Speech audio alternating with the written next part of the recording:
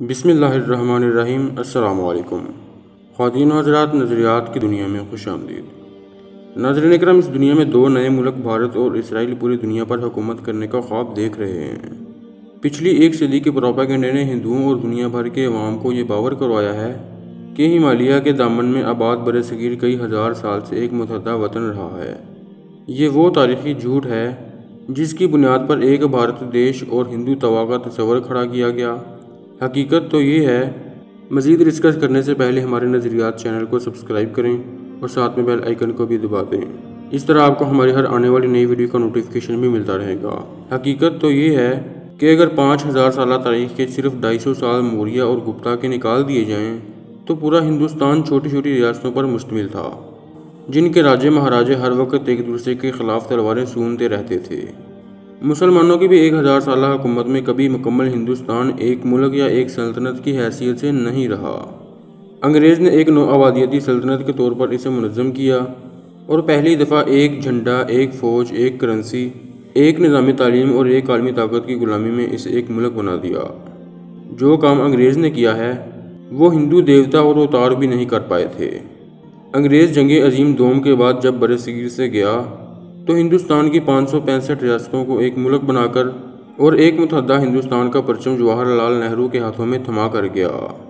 تقسیم ہند کے بعد کے 70 سالوں کی محنت سے اب بھارتی جنتا کے دماغ میں یہ بات بیٹھ چکی ہے کہ آج کا بھارت دراصل صدیوں سے ایسا ہی تھا اور یہی دیوتاؤں کی زمین تھی جسے باہر سے آنے والے مسلمانوں نے برشٹ یعنی ناپاک کر دیا ہے۔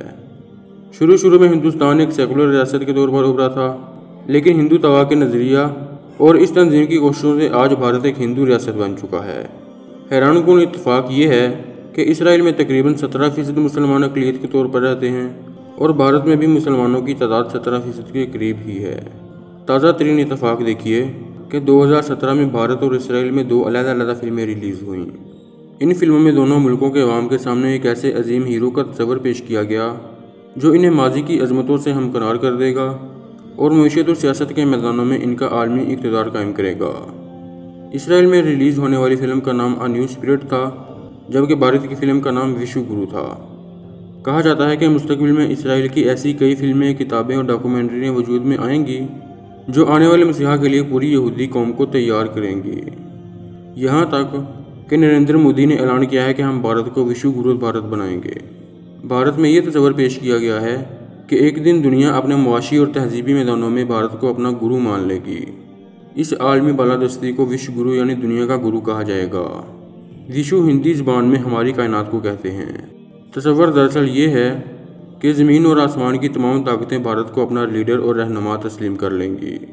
ہندوستان میں ایک طرف متشدد، متعصب اور اسلحہ سیلیس RSS شروع ہوئی اور دوسری طرف ٹیگور نے پرامن چہرے کے ساتھ بھارت کو دنیا بھر کا استاد یعنی گرو بنانے کے لیے ادارے بنائے، جن کا مقصد یہ تھا کہ اگر دنیا کے ہر علم پر بھارت کی ہندو دانش اور روحانیت کو غالب کر دو گے تو خود بخود پوری دنیا پر بھارت کا سیاسی اور معاشی اقتدار قائم ہو جائے گا۔ یہ دونوں ملک بھارت اور اسرائیل اپنے اپنے مسیحاؤں کے پرچم لے کر آگے بڑھ رہے ہیں۔ دونوں بظاہر بات تو علم، روحانیت اور معیشت کی کرتے ہیں، لیکن تیاریاں جنگ کی کر رہے ہیں، یعنی اپنی عسکری قوت میں اضافہ کر رہے ہیں۔ ناظرین اکرام، ان دونوں ملکوں کی یہی عسکری قوت ہی تو ہے جس کا مقابلہ ان 2 مسلمان لشکروں سے ہوگا، ایک غزوہ ہند والے اور دوسرا عیسیٰ ابن مریم والے لشکر سے، اور دونوں کو رسول اللہ صلی اللہ علیہ وسلم نے جنت کی بشارت دی ہے۔ ناظرین اکرام، اگر آپ کو ہماری یہ ویڈیو اچھی لگی ہے تو ویڈیو کو لائک کرنے کے ساتھ چینل کو سبسکرائب ضرور کر لیں اور ساتھ میں بیل آئیکن کو بھی دبا دیں۔ اس طرح آپ کو ہماری ہر آنے والی نئی ویڈیو کا نوٹیفیکیشن بھی ملتا رہے گا۔